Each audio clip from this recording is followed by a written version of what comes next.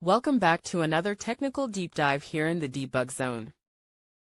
Today, we're tackling a big question and breaking it down with insights from other users.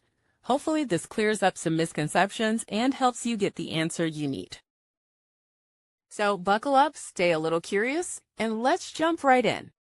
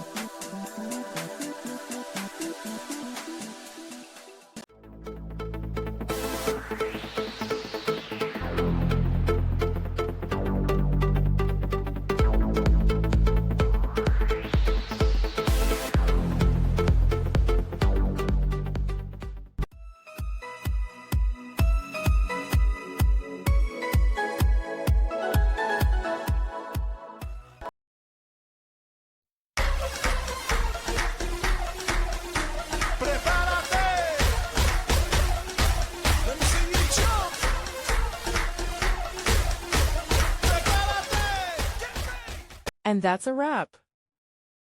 I hope you found the answer you were looking for. If you did, take a second to hit that subscribe button. It really helps out. And let me know in the comments which solution worked best for you. See you next time in the Debug Zone.